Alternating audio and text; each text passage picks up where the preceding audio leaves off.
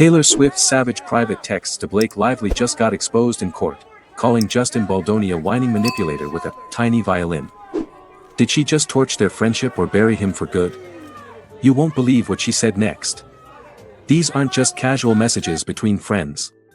These are brutal, unfiltered takedowns that reveal exactly what Taylor really thinks when the cameras aren't rolling.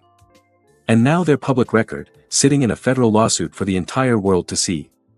This could destroy reputations, end careers, and completely flip the narrative on who's really the villain in the "it ends with us" disaster. From brutal shade on his trauma excuses to begging Blake, "come back please," amid their feud, plus a victory text celebrating his total downfall. This flips everything about the "it ends with us" drama. Stick around because I'm going to show you the full leaked messages, the exact timeline of when things exploded, whether Taylor's going to have to testify in court, and the one text that could get her sued for defamation. The screenshots are insane. The implications are even crazier. And by the end of this video, you'll understand why this might be the biggest celebrity legal bomb of 2026. Let's dive in. January 20th, 2026. That's the date everything changed. A federal court unsealed documents in the Justin Baldoni vs. Blake Lively lawsuit, and buried in hundreds of pages of legal filings were private text messages between Taylor Swift and Blake Lively from December 2024. Let me set the scene for you. This is during the absolute height of Taylor's era's tour finale chaos. She's wrapping up the biggest concert tour in history, she's dealing with engagement rumors with Travis Kelce, she's managing album releases and Grammy drama. And in the middle of all of this, her best friend Blake Lively is imploding in a public feud with her "It Ends With Us" co-star and director Justin Baldoni. Blake is getting absolutely destroyed on social media. People are calling her a mean girl, accusing her of being difficult on set, questioning her commitment to the domestic violence themes in the movie. The narrative has completely turned against her, and she's desperate for support from her inner circle. That's when Taylor steps in. December 5th, 2024, the text that would eventually leak and blow up the entire case. Blake is venting to Taylor about Justin Baldoni, about how he's positioning himself as the victim, about how he's using his therapy journey and trauma processing as PR moves to make himself look sympathetic while painting Blake as the villain. And Taylor's response? Absolutely savage. She didn't hold back. She didn't try to be diplomatic or neutral. She went for the throat. And now, over a year later, those words are being used as evidence in a multi-million-dollar lawsuit. Here's what Taylor Swift actually wrote to Blake Lively, and I'm quoting directly from the court documents now. Blake had been telling Taylor about Justin Baldoni's public statements, how he kept talking about his therapy sessions, his personal growth journey, his emotional processing. And Taylor replied with something that's become the most quoted line in this entire scandal. She called it playing the world's smallest violin for his trauma narrative. Let me break down exactly what this means because it's more brutal than it sounds on the surface. When someone says they're playing the world's smallest violin for you, they're saying your problems don't deserve sympathy. They're mocking your pain as trivial and performative. It's sarcasm at its most cutting. Taylor was essentially telling Blake that Justin's public therapy talk was manipulation, that he was weaponizing vulnerability to gain public sympathy while dodging accountability for his behavior on set. The phrase, "tiny violin," has become internet slang for, "I don't care about your problems," and Taylor deployed it with surgical precision. But she didn't stop there. According to the leaked messages, Taylor went further, allegedly calling Justin a whining manipulator who was using therapy speak to dodge responsibility. She questioned whether his emotional processing was genuine or just a calculated PR strategy to control the narrative. These aren't the carefully worded statements we're used to from Taylor Swift in public. This is raw, unfiltered opinion that she never intended for anyone outside her inner circle to see. And now it's court evidence being analyzed by lawyers, journalists, and millions of people online. The question everyone's asking is, was Taylor right? Or did she just commit character assassination against someone who might have legitimate grievances? To understand why Taylor's texts are so explosive, you need to understand the absolute disaster that was the "It Ends With Us" production and publicity cycle. This wasn't just a normal celebrity disagreement. This was a full-scale war that played out in real time with millions of fans taking sides. Here's the timeline. Blake Lively starred in the film adaptation of Colleen Hoover's massive best-selling novel about domestic violence and toxic relationships. Justin Baldoni directed the film and played the male lead. During production, there were allegedly major creative differences between Blake and Justin about how to portray the sensitive subject matter. Blake reportedly wanted more input on the final cut, felt protective of the book's message, and clashed with Justin's directorial choices. Justin, on the other hand, felt undermined as the director and accused Blake of trying to take over the project. When the movie came out, instead of doing joint press appearances like normal co-stars, they did completely separate promotional tours. Blake did her press focusing on the empowerment message and flower imagery. Justin did his press talking about the responsibility of portraying domestic violence accurately and his personal connection to the themes through therapy. The internet immediately picked up on the tension and took sides. Team Blake accused Justin of being controlling and difficult. Team Justin accused Blake of being a diva who didn't respect the collaborative process. Social media erupted with accusations flying both directions. And caught in the middle of all this was Taylor Swift, Blake's best friend and maid of honor at her wedding. Taylor had a choice: stay neutral and protect herself, or defend her friend publicly. She chose a third option: defend Blake privately in texts that she thought would stay private. Except nothing stays private anymore, especially when there's a lawsuit involved. But the tiny violin text wasn't the only message that got leaked. There's another text that's equally revealing but in a completely different way. According to court documents, during the height of the public feud when Blake was getting absolutely destroyed on social media, there was apparently a moment where Blake pulled back from Taylor. Maybe she was embarrassed. Maybe she didn't want to drag Taylor into the mess. Maybe she was dealing with so much hate that she isolated herself from everyone. We don't know the exact reason. But what we do know is that Taylor sent Blake a message that reportedly said, "Come back please," with what witnesses described as genuine desperation and concern. This reveals a completely different side of Taylor than the savage tiny violin text. This shows real vulnerability, real friendship, real fear that she was losing someone she cared about. Taylor wasn't just defending Blake to score points or to attack Justin. She was genuinely worried about her best friend's well-being during one of the darkest periods of Blake's public life. The contrast between these two texts is fascinating. On one hand, Taylor is brutal and unforgiving toward Justin, calling out what she sees as manipulation and fake victimhood. On the other hand, she's soft and pleading with Blake, showing genuine emotional investment in their friendship. It paints a picture of someone who is fiercely loyal to the people she loves and absolutely ruthless to anyone she perceives as hurting them. This isn't new for Taylor. Her entire career has been defined by loyalty to her inner circle and public feuds with people she feels have wronged her or her friends. But seeing it spelled out in private texts makes it feel more real, more human, and honestly more intense than we've ever seen before. Now we get to perhaps the most controversial text of all, the victory message. After months of legal battles, after public opinion started shifting back in Blake's favor, after Justin Baldoni's reputation took serious hits and he started losing projects, Taylor allegedly sent Blake a text celebrating what she saw as vindication.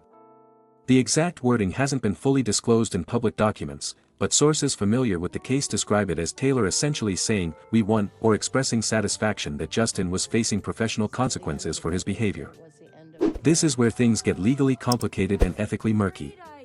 Celebrating someone's professional downfall, even privately to a friend, looks really bad when it becomes public record in a lawsuit. It can be used as evidence of malicious intent, of coordinated attacks on someone's reputation, of conspiracy to harm someone's career. Justin Baldoni's lawyers are almost certainly going to use this text to argue that Blake and Taylor worked together to destroy his reputation and career through a coordinated PR campaign. They'll say this proves it wasn't about truth or justice, it was about revenge and dominance. Taylor's defenders will argue that she was just being a supportive friend, that she genuinely believed Justin had behaved badly, and that celebrating what she saw as appropriate consequences isn't the same as orchestrating a takedown. The truth probably lies somewhere in between. Taylor likely did believe Justin was in the wrong based on what Blake told her. But she also clearly took satisfaction in seeing him face professional repercussions, which suggests this went beyond just supporting a friend and into the territory of actively wanting to see someone punished. The victory text is going to be the centerpiece of arguments about whether Taylor crossed a line from loyal friend to active participant in destroying someone's career. The question everyone's asking now is, will Taylor Swift have to testify in court? And the answer is complicated. Right now, Taylor is not a named defendant in the lawsuit. This is between Justin Baldoni and Blake Lively. Taylor is technically a third party whose communications got pulled into the case as evidence. However, Justin Baldoni's legal team is reportedly considering whether to subpoena Taylor for a deposition or even trial testimony. Here's why they might want her on the stand. First, she's a key witness to Blake's state of mind and intentions during the feud. Her texts show what Blake was telling her inner circle, which could contradict Blake's public statements.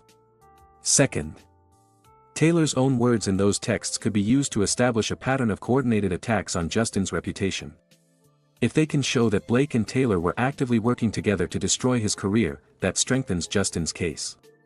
Third, and this is the nuclear option, Taylor herself could potentially be added as a defendant if Justin's lawyers argue she defamed him through her private communications that became public or through any influence she had on Blake's public statements.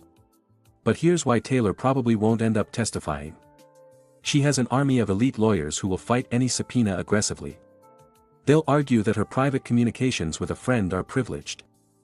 That forcing her to testify would violate her privacy rights, and that she has no direct knowledge of the on-set conflicts between Blake and Justin. Plus, there's the practical reality that putting Taylor Swift on the witness stand would turn the trial into an absolute media circus.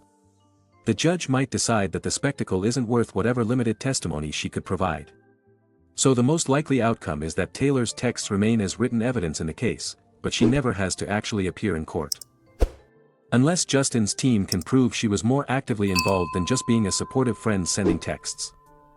Let's talk about the legal elephant in the room. Could Taylor Swift be sued for defamation based on these texts?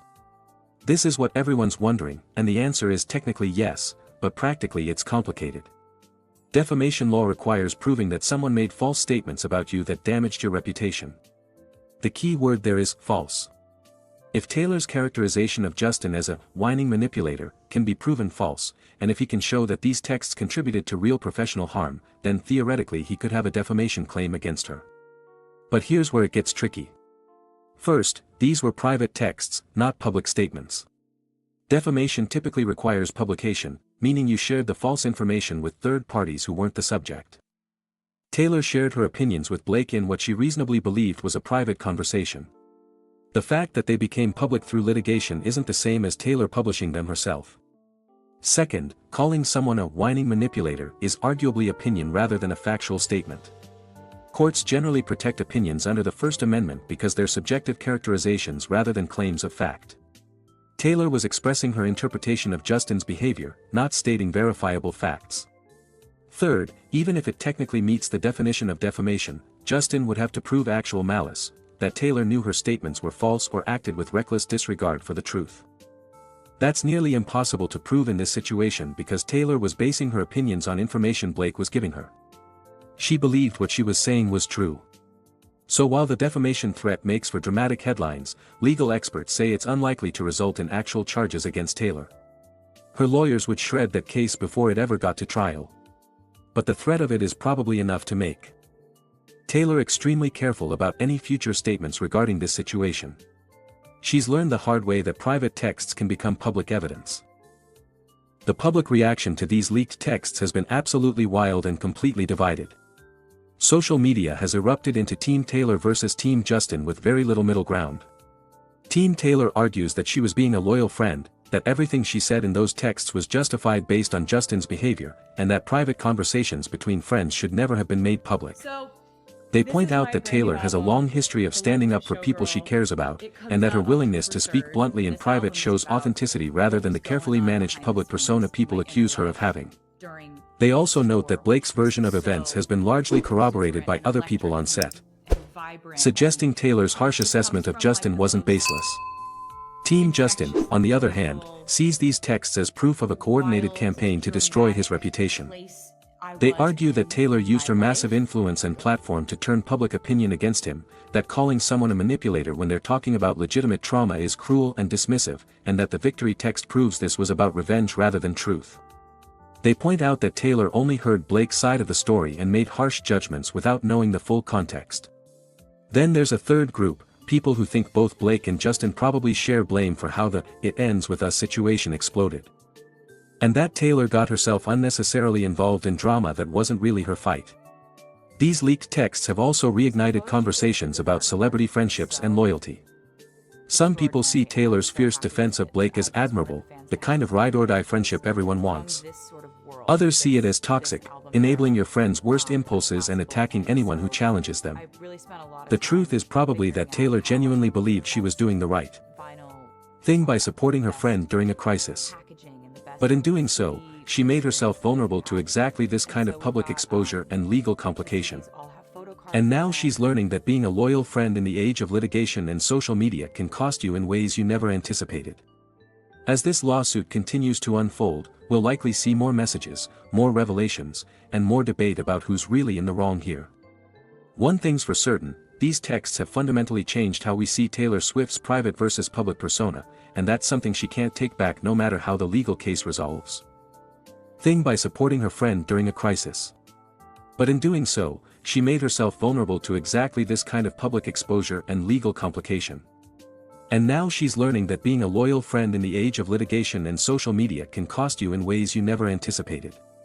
As this lawsuit continues to unfold, we'll likely see more messages, more revelations, and more debate about who's really in the wrong here. One thing's for certain, these texts have fundamentally changed how we see Taylor Swift's private versus public persona, and that's something she can't take back no matter how the legal case resolves. So there you have it, the full story of Taylor Swift's leaked texts, the tiny violin message that shocked the world, and everything it reveals about celebrity friendship, legal warfare, and the danger of private messages going public. Do you think Taylor crossed a line, or was she just being a good friend? Is Justin Baldoni a victim of a coordinated takedown, or did he bring this on himself? Drop your take in the comments below. And if you want to stay updated as this lawsuit continues to explode with new revelations, make sure to subscribe and hit that notification bell. Thanks for watching, and I'll see you in the next one.